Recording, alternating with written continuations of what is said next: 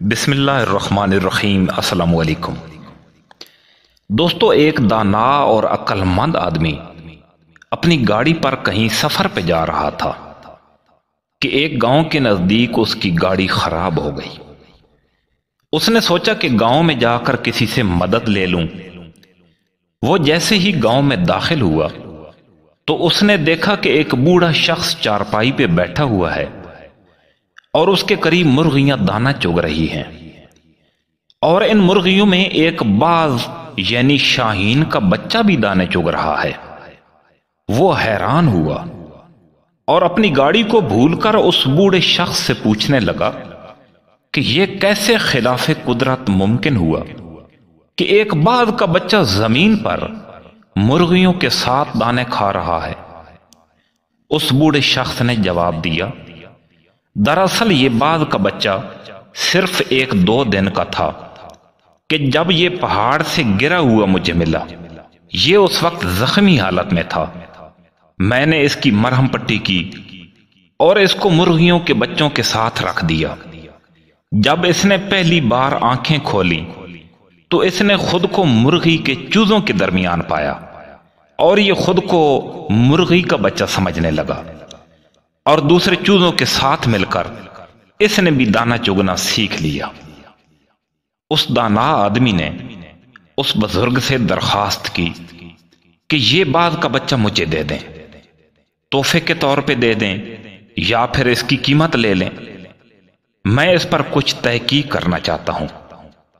اس بزرگ نے وہ بچہ اس شخص کو تحفے کے طور پہ دے دیا۔ وہ آدمی اپنی گاڑی ٹھیک کروا کر جب واپس گھر آیا تو روزانہ اس باز کے بچے کو چھت سے نیچے پھینک دیتا، مگر باز کا بچہ مرغی کی طرح اپنے پروں کو سکیڑ لیتا۔ وہ روزانہ باز کے بچے کو اپنے سامنے ٹیبل پر بٹھاتا اور اسے کہتا کہ تو ایک شاہین کا بچہ ہے، مرغی کا بچہ نہیں ہے، اپنی پہچان کر۔ اسی طرح اس نے کئی روز تک اس کو اردو میں، پنجابی میں، سندھی میں، سرائکی، پشتو ہر زبان میں بتایا کہ تو ایک شاہین ہے، مرغی کا بچہ نہیں ہے، اپنے آپ کو پہچانو۔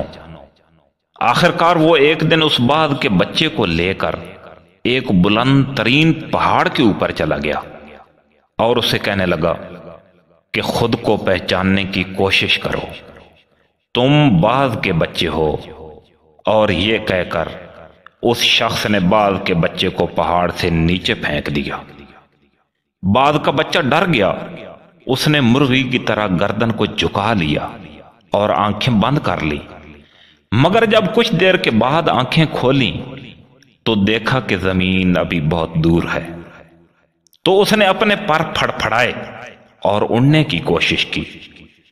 تھوڑی ہی دیر میں وہ اپنے آپ کو بیلنس کرنے لگا، کیونکہ باز کے اندر قدرت نے اڑنے کی صلاحیت بھرپور رکھی ہے۔ تھوڑی ہی دیر میں وہ اونچا اڑنے لگا اور خوشی سے چیخنے لگا۔ کچھ ہی دیر میں وہ اس دانا شخص سے بھی اوپر نکل گیا اور نگاہیں نیچے کر کے اس کا احسان مند ہونے لگا۔ تو دانا شخص نے اس کو کہا، اے شاہین، میں نے صرف تجھے تیری شناخت کروائی ہے، اپنے پاس سے کچھ نہیں دیا۔ یہ کمال صلاحیتیں تیرے اندر موجود تھیں، مگر تو ان سے بے خبر تھا۔ دوستو، یہی معاملہ ہے ہم لوگوں کے ساتھ۔ ہم ایک خاص امت کے ارکان ہیں، ہماری کتاب سے دوسرے لوگ فائدہ لے رہے ہیں۔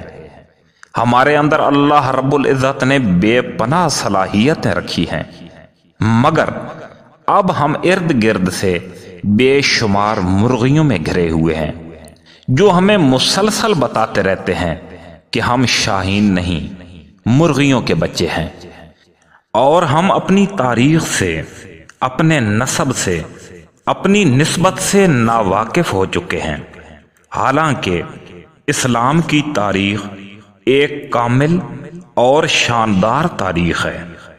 دوستو، میری اگر آج کی کاوش آپ کو پسند آئے تو ویڈیو کو لائک ضرور کر دینا۔ انشاءاللہ ملیں گے اگلی ویڈیو میں تب تک کے لیے اللہ نگہبان۔